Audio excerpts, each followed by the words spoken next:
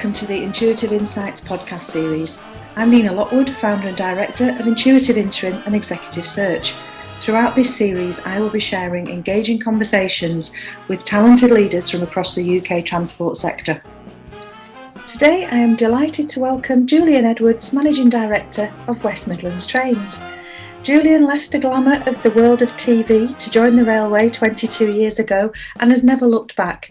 A career that spans the operating world into group and business development around franchise bidding, and then latterly back into the interim MD role at East Midlands Railway, and 12 months ago, MD of West Midlands Trains. Good morning, Julian, and welcome to the Intuitive Insights podcast. It's absolutely lovely to see you, and I am delighted to see the daffodils in evidence because we are, of course, recording this on St David's Day. So happy St David's Day to one of my favourite Welsh people. What a dar, Nina. Yeah, happy St David's Day, or Dydd Gwyl Dewi, happies to you as well. So yeah, I thought I'd put some daffodils in the background, wearing my daffodil today. Absolutely. Just one day in the year, and of course after the rugby this weekend, it just feels a little bit more special as well. That's a bit cheeky, Julian, but I'll let you get away with that. That's the only reference I'll make to the rugby. Okay. I don't believe you, but anyway, we'll crack on. I did have a look this morning on Google to see how you pronounce Happy St David's Day in Welsh, and I was going to make every effort, but I knew you'd do it better than me, so I thought I'd it for you. Crack on. Absolutely. It's an absolute pleasure. I don't know how long you and I have known each other, but what I do know is that I always thoroughly enjoy our conversations. I think you've got a really great way of looking at the world, and a very positive way of looking at the world, but also an ability to make me think, which I love. So it's an absolute joy to welcome you onto the virtual couch of the Intuitive Insights podcast. This is all about conversation with you, and I'm interested in hearing about you. So despite the fact I'm waffling on a bit at the beginning, I'm going to hand over to you to take us through initially your career story. I'm really interested to know how you got into the rail industry in the first place, why rail, and what have you done since to take you to where you are currently today as MD at West Midlands Trains. Okay. Well, Nina, I think it's probably worth letting your listeners know that I started in television, darling. I was doing a finance course for ITV, or HTV Wales as it was at the time, now ITV Wales. And after graduating, I did my first 7 years with HTV, both in the Cardiff and Bristol studios, and latterly was the chief accountant for their Bristol studios. And in 1999, when I turned 30, that was a time where you're thinking about your career, and I got tapped up to go for an interview to the local train company, which was then called Wales and West Passenger Train Services, which is the franchise that looked after the services in Wales and in the west of England as well. And it sort of hooked me in. I had a really great interview. In fact, I was interviewing for the Wales and West role, and at the same time interviewing for a BBC role. So I was looking at a channel swap, as it were, staying in the TV industry. And actually, what hit me really hard and hit me in the face was that actually there was much more appealing to me around the Wales and West role than actually swapping channels to BBC. My early career was finance, as you know, and I was just going down the P&L of a train company and a P&L of an ITV company, and there were so many similarities. There was passenger revenue, advertising revenue, there were shared network rail costs, there were central ITV costs, there were people, there were infrastructure costs, and actually the P&L made a lot of sense. And so they hooked me in. I became FC of the Welsh franchise in May 1999, nearly 22 years ago, and my career ever since then has been, FC at Wales and West, FD at Wessex Trains, which is a small franchise set up in 2003 in the West Country, FD Central Trains in 2004, and then became FD London Midlands in 2011. 2007. And then in 2011, I left Talkland, as it were, to go and join Abellio in the UK group, where I became the CFO, latterly development director, and of late have been the MDs of both EMR when it started, was 6 months before we waited for Will to join us, and then West Midlands Trains in the last 12 months. So it's hooked me in. 22 years later, I'm still here. Absolutely. And this is what I do speak to so many people who join the industry and think they're not going to be around for long. They'll just kind of join and see what it's like. And there are so many people, I would definitely go so far to say the majority of people that I speak to have very much the same experience as you. Once you're in, and I feel exactly the same, once you're in, then you wouldn't necessarily want to go and work for any other industry. Oh, absolutely right. Absolutely right. What, when you say it hooked you in, and I get what you're saying about the similarities in the P&L, so that's kind of, the black and white of it, if you like, because, you kind of coming from a similar situation at HGV into a train company. But, from the outside perspective, one of those roles sounds quite glamorous and the other really doesn't. So what was it? What has hooked you into the rail industry? A lot of people ask me that question. What on earth are you doing leaving TV to go and work for the trains? And actually, I think two things for me. Our customers in ITV were very, very faceless. They were sat behind a TV. You really didn't know whether you'd watched the program, Nina, or whether somebody else had watched the program, and so you didn't know your customers. They were just digits on a report on a Monday. And rail, you suddenly got that sense that you can see the wheels turning, you can see the customers, you can see that you make a difference. And I think that's the first thing I'd say.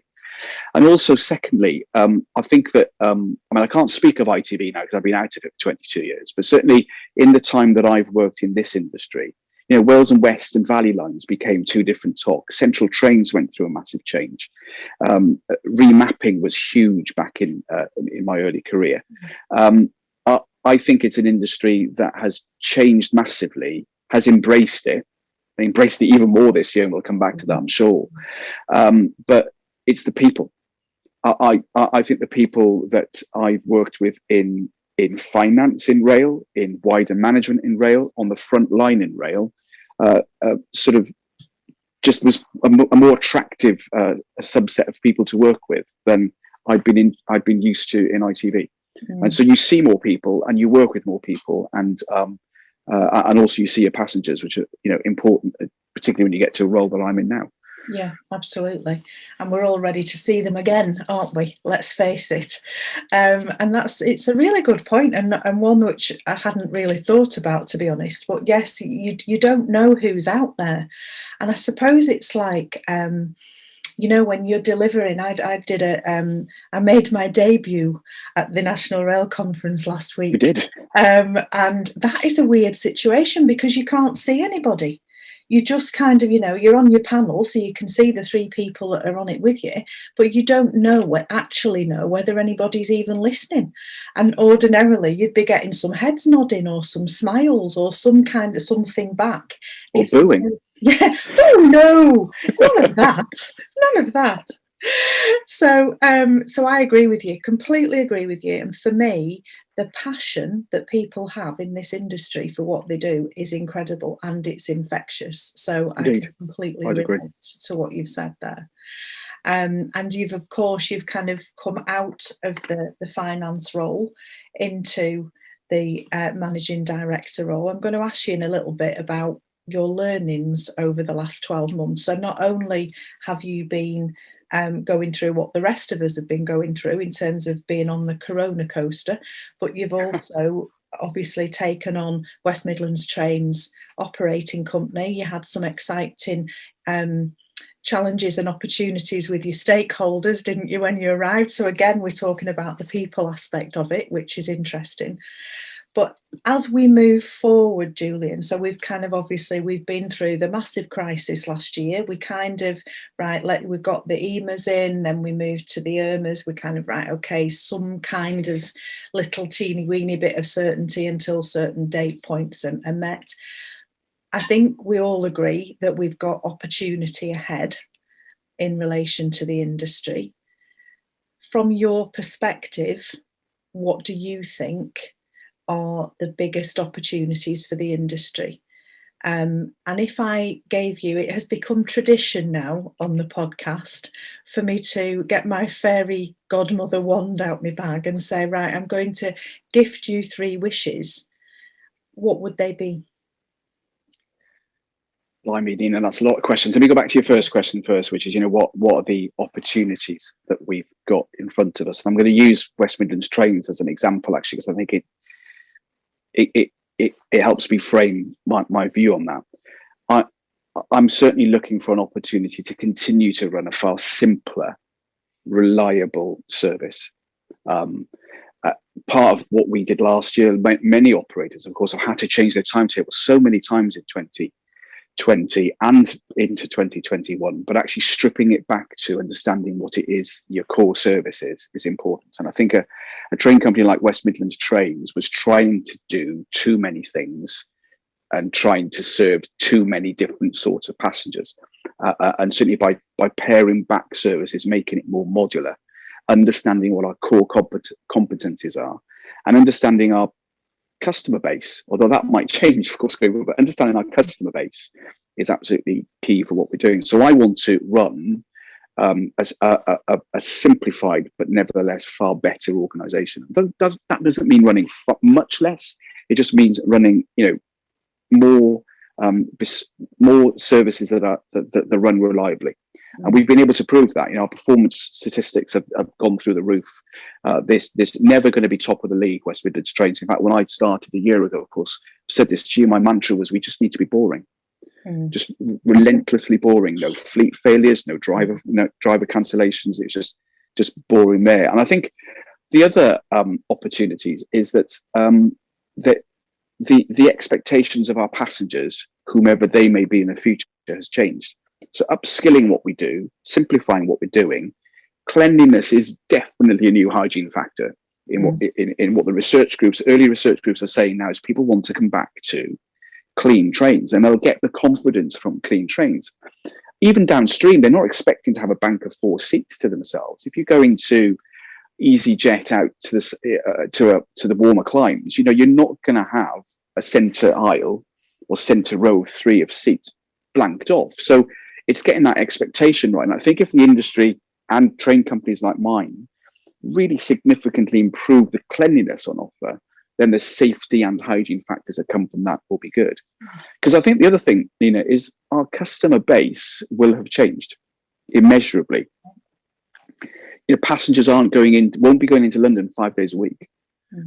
Or if they are, they might be going later in the day. They might be going 3 days a week. We need to really capture the leisure market as well, even in a company like ours, which is people will want to travel at different times of the day. They want to avoid crowds. They might want to sort their week such they're not working Mondays and Fridays, working from home Mondays and Fridays.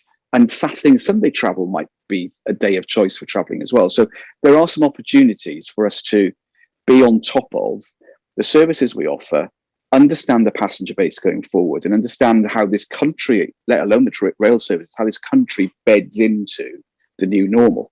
And we're beginning to feel, aren't we, as we turn into March now in 2021, the seeds of optimism that there's a plan for us to come out of the position we are now.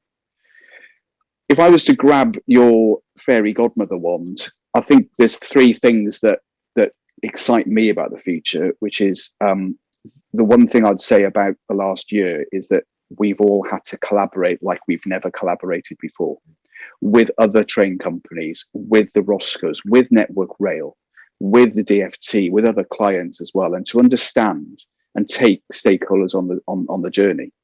So I'd like to see that continue. I mean, collaboration is the new C word, isn't it? It's a fantastic tool that costs nothing, but actually can. It gives you a payback to that investment particularly quickly. I think the industry is absolutely gagging for modernisation and understanding where that takes root and branch, but top down as well. There's an opportunity for modernisation, messaging to come from the top, whether that be people, service offering, how we retail, and all those are there for the taking. And again, we're in that sort of chapter in our sort of history, which is now might never be. Now will be the best time to do that. We might never get the opportunity to do that because of all these factors come into play. And of course, you hear people talk about the lack of money. Coronavirus has cost the country an enormous amount of money, and rail is no different. And so modernising our offering and therefore finding new customers as well is a key opportunity for us. And I think that there will be people out there, passengers out there that we haven't seen before. So getting back the existing passenger base is important, although their volumes may be less, but actually capturing new passengers, the new staycation market, the flexible working passengers, I think is going to be a huge opportunity. So yeah, collaborate more, modernise our offering, and seek out those new customers. Yeah, I think that's something that I'm hearing more and more. Is this the concept that when we talk about this, there's been such a lot in recent weeks and months about winning back the customer, welcoming back the customer. But actually, my understanding is that only 11% of the UK public actually use the railway. So that gives us a lot to go at in terms of these new customers that you're referring to. Yep. So people who wouldn't historically have used the train, how do we get them as well? And how do we encourage people to look at the railway system in a different way? I mean, there's some cracking stuff. I watched on the telly a couple of weeks ago. There was one of I think it's called Britain's Scenic Railways, and it was the route up via Glasgow up to Mallaig that takes you over the Glenfinnan Viaduct, the Harry Potter route, as I believe it's known. Absolutely flipping amazing. It's kind of right. How do you get yourself a ticket for that then? I want to go and see that. And those routes are everywhere, Nina. They're in the heart of Wales. They're in the Yorkshire Peaks. They're everywhere. The branch lines in the west of England. Those beautiful routes are everywhere, and that is an opportunity without a shadow of a doubt. A huge opportunity. Yeah, I think there's historically has been a romance to the railway, and I completely accept. There will be people who are laughing out loud at that comment, but I honestly think, and I am an optimist, as you know, but I honestly think that that's something that we can capture again. Is doing things differently. And of course, we're hearing so much, aren't we, about the green agenda. So yes, build back better, but build back greener. And so I think the industry, the rail industry's got a massive opportunity around that agenda, which links with that new customer piece that you're referring to, because different customer segments have got a higher or lower interest in saving the planet. So it's attracting that kind of attention as well too, isn't it?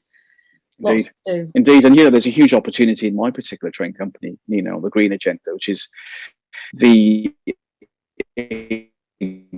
existing new trains orders when the franchise was aborted. Those trains are around the corner, and that's cleaner, greener, more capacity. Oh, there's the cat. Just those are great opportunities, and actually, in fairness, in spite of the turmoil of the EMAs and the IRMA, those sort of investments are still coming, and I think that's an important point to capture, that brand new, cleaner and more capacity trains around the corner, and it would be a real shame for us to forget that and not utilize that investment wisely. Yeah, absolutely. And I completely agree with what you were saying about we're seeing some green shoots now. We're seeing some signs of optimism. I know in the newspapers at the weekend, the announcement about the new flexible ticketing process, which Boris is telling us is going to be out certainly by the end of June, so people can start to take advantage of the savings that's coming with that. So that makes me feel like, gosh, right, we've got movement in an area that, for goodness sake, give it a try, isn't it? Give it a try. Yeah, we've been waiting a long time for this, so it's kind of the modernisation bit. So maybe Boris has got a magic wand as well. although we'll not dwell on that thought too long. No, let's not. So in terms of the last 12 months, we have all learnt a lot, I think it's fair to say. And whether, you spend a lot of time reflecting back on that or not, there will be things I know that stand out for you in terms of what are you doing differently? How is life different for you? What bits do you want to keep hold of? And what are you looking forward to as we move into, and I apologise for the phrase, I can't think of a better one, but into new normal? Yeah, I mean, what a year, Nina. I look back at 2020 and I rocked up in Birmingham in January after Christmas, having just done a 6-month stint in EMR. And what a very different environment I went from to there, as you rightly say, wasn't a happy place or a happy position it found itself in at the start of the year. I started the year business in a remedial agreement with the department, with a local mayor who was frustrated at the end of his tether. And actually, pre-COVID, we were building back that confidence. I was firmly glued to the naughty step, and I had to sort of, look at how that business could actually re-win the confidence of its passengers and its stakeholders, and of course the client. And we were making the right sort of strides going forward before coronavirus kicked in. And I think that coronavirus actually has helped me put some breathing space and order into the business. I was very fortunate that I inherited a team where there was some retirees, people coming up to retirement, and I've been able to change the team more or less top down. The FD is the only day one survivor now of the team. He takes a lot of pride in that, actually, because he's got that continuity. But the whole team's been changed.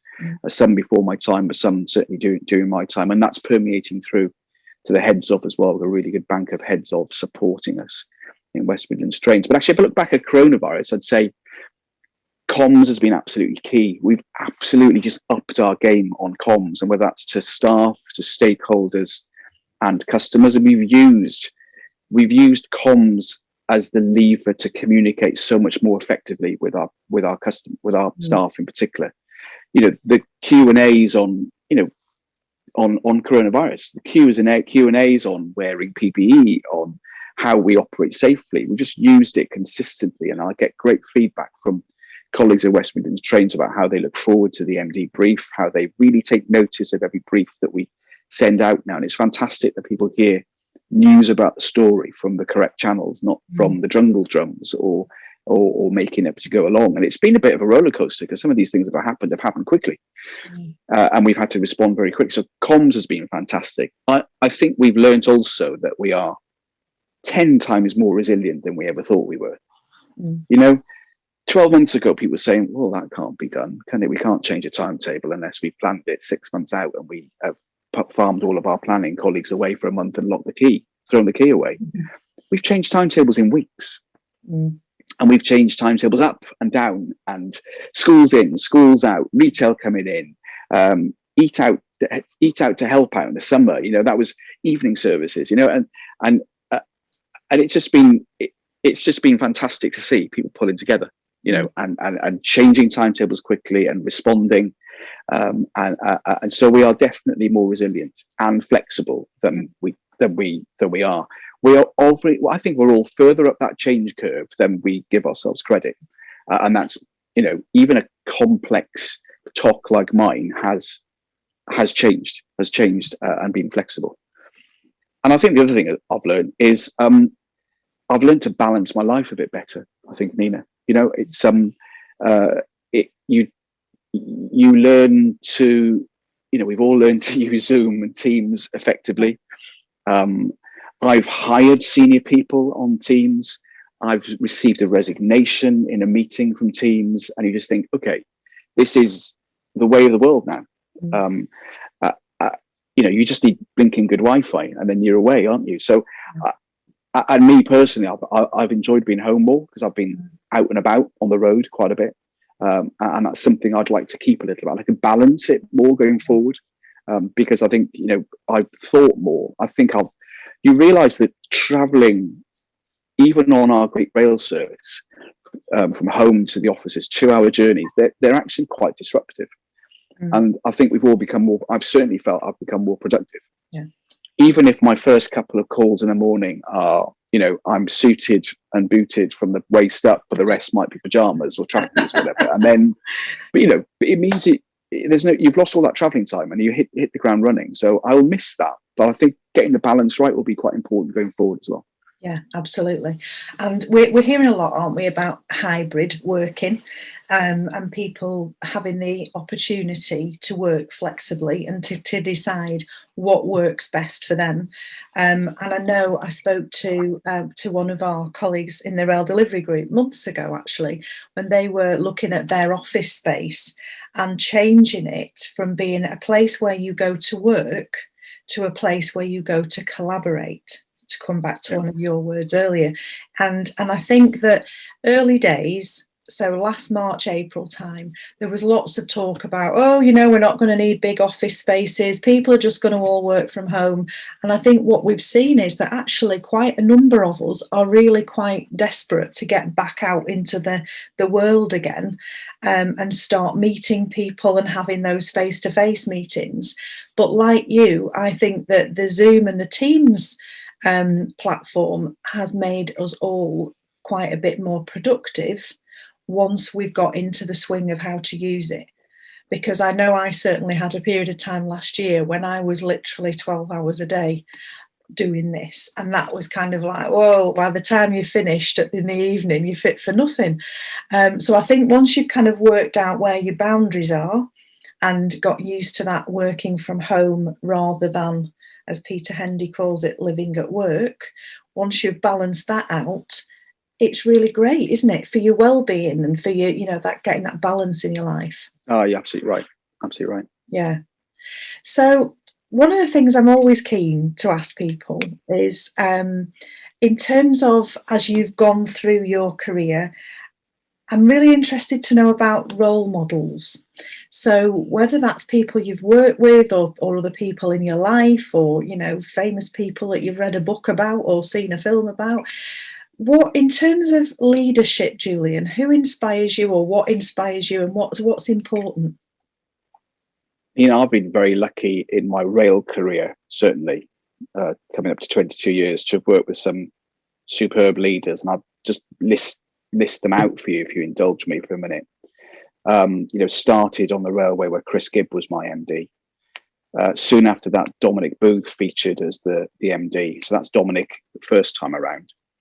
And then I've worked for great people like Andrew Chivers, Alan Wilson, Nick Brown, Steve Banahan, Mike Hodson, Dominic Booth the second time round, and now obviously Dave Kay in Abellio as well. And I think I would each and every one of those has provided me with learning and insight, and probably too long to list all of them, but certainly Dominic the first time around, who reminded me a bit of me when I was travelling around in a midweek bachelor. So he was down in the Wales and West area, new MD, and you learned very quickly that he was massively into intuition and but also into devolving accountability in a business. So the best people to run our business, actually, it's not us in the HQ, it's the guys and girls out there that are managing our people, managing the interfaces with our passengers.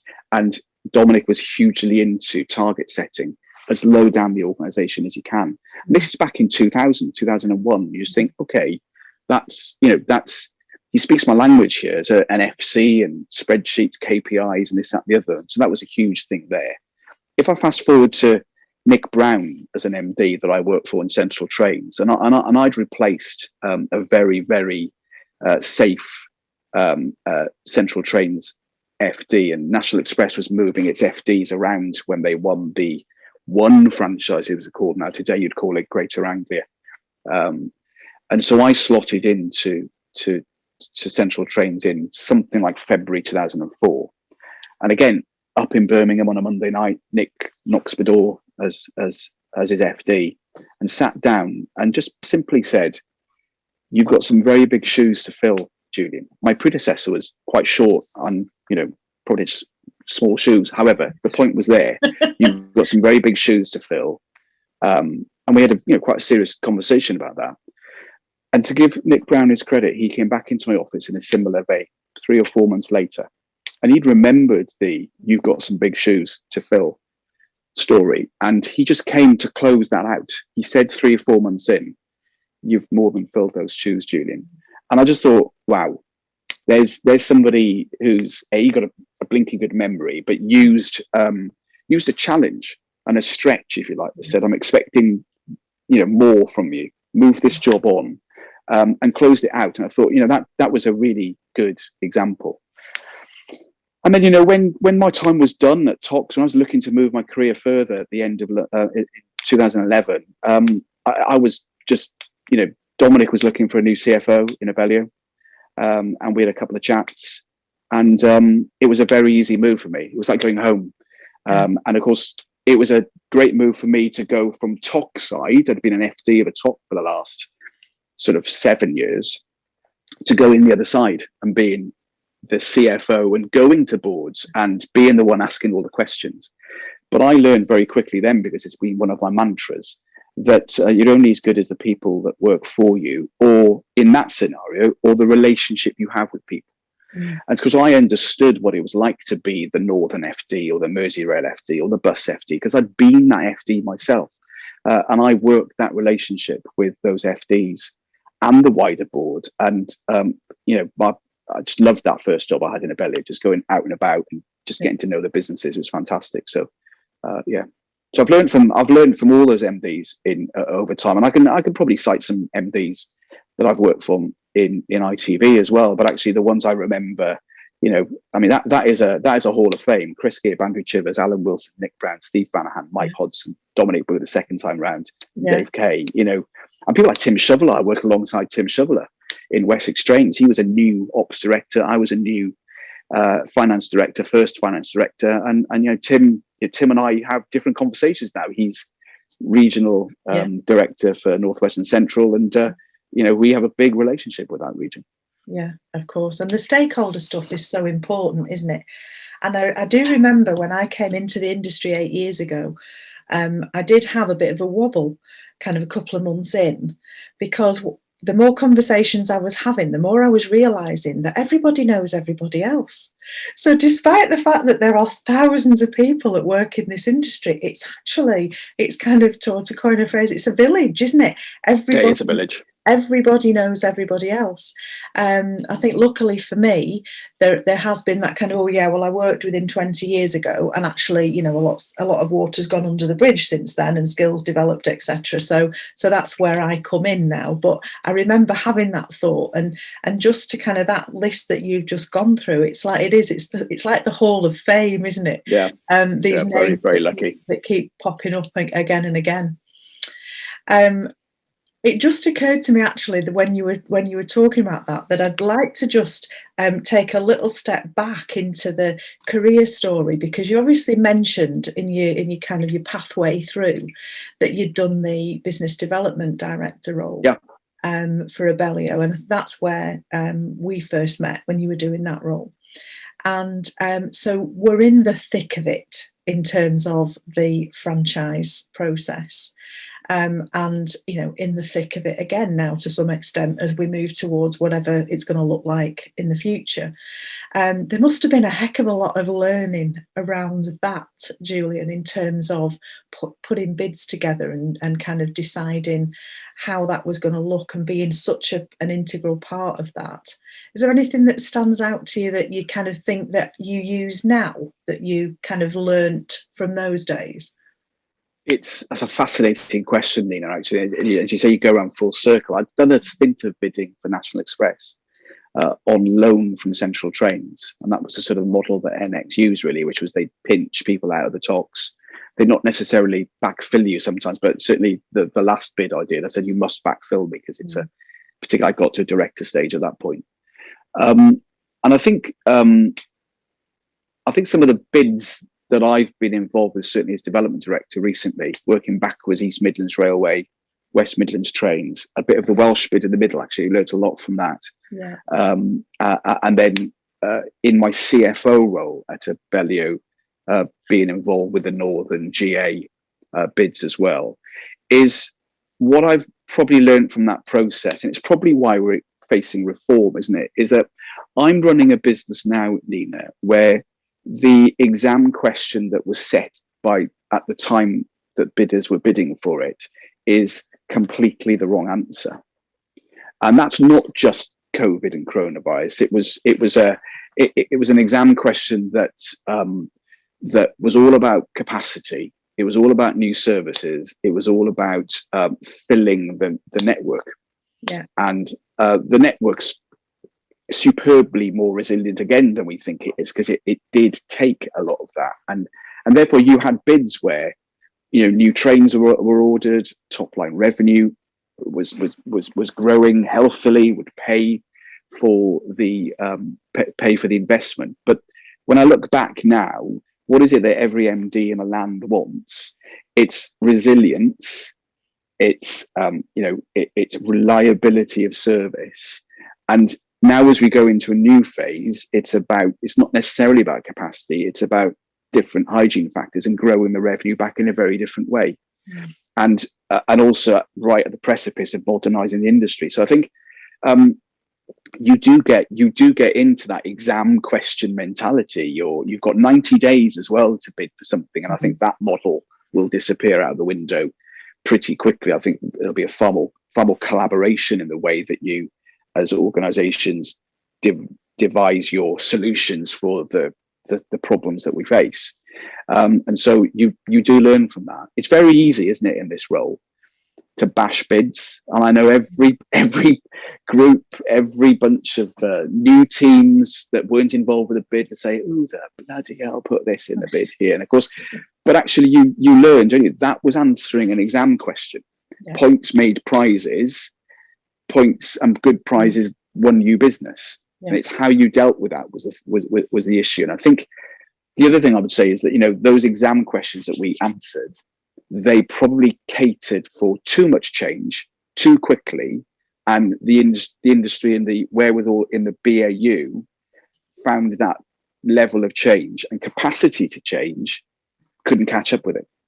So all well-meaninged, but actually the learning for me now is that change needs to be sustainable, and the output is back to my magic wand. The output needs to be the right output for passengers, clean outputs and safety aspects for passengers, and winning back the confidence and finding those new passengers. Yeah, absolutely. Yeah, perfectly put. Thank you for that.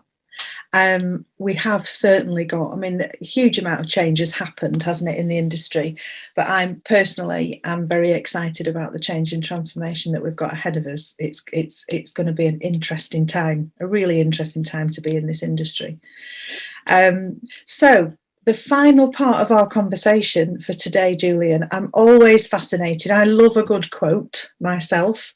And so I'm always fascinated to ask my guests if they have a quote or a couple of, I think that there's a number of my guests have shared more than one in terms of things that have inspired them, made them think, supported them, whatever.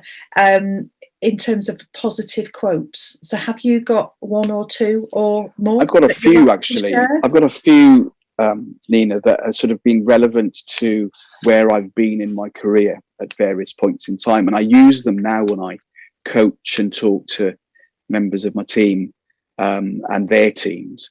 So my sort of first quote, when you're in that significant first head of role and you're trying to make a mark, is very simple: to remember to work hard and play hard.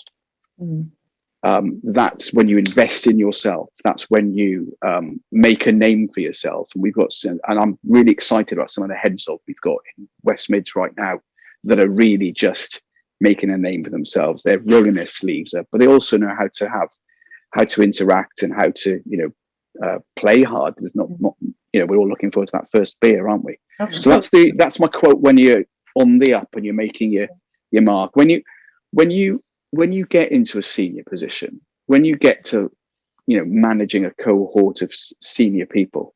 My next quote is, again, it's simple, but you're as good as the team that you've got. Yeah.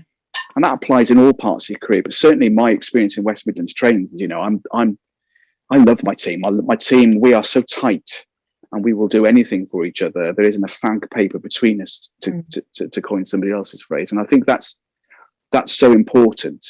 And that message is beginning to permeate down in our organisations now, which is, we've changed the top team. We're addressing our heads of. We've got a great bunch of 32 heads of in the organisation, but it's important that they now understand you're as good as your team. Yeah. And as you start going down organisational layers, is where you start getting, misalignment with goals, objectives, bigger picture. So that's my once you've made it quote. And then I guess in the thick of it as we are now, my last quote is, it's a bit of a statement that sort of says, so after 9 reasons that we can't do something, please go away and find the 10th reason where we can. Love that. And that's a bit of a David Franksy one, that is. I learned very quickly when he was the chair of some of our central train boards that you could always prepare for the 10 things you thought David Franks was going to ask you. And the bugger would ask you 11th thing you hadn't thought of. And then you learn not to black it in a board and say, let me come back to you. But, the industry is very good at saying, well, we can't do things. And we're in that place now where let's have a can do. Find that 10th reason, please, Nina, because, it'll be far more rewarding. And that's the outcome we want and need. Absolutely. So 3 for the price of 1. I love all of those, but I particularly like that last one. And I think that we have demonstrated as an industry over the last coming up to 12 months now, that there are lots of things that we can do that we perhaps would have said 12 months ago, 15, 18 months ago. Oh, no, we can't do that. As you referred to with timetables before. So, but there is always a reason why we can do it. So I love that. That is a beautiful, beautiful thought to end the conversation on. My huge thanks to you, Julian, for making the time to join me on the Intuitive Insights podcast. And enjoy the rest of a very happy and sunny St. David's Day. I will indeed. Thank you very much. Nina. Take care. Thanks, Julian. Take care. My huge thanks to Julian Edwards, Managing Director of West Midlands Trains, for joining me on the Intuitive Insights podcast. I really hope you enjoyed the conversation as much as I did.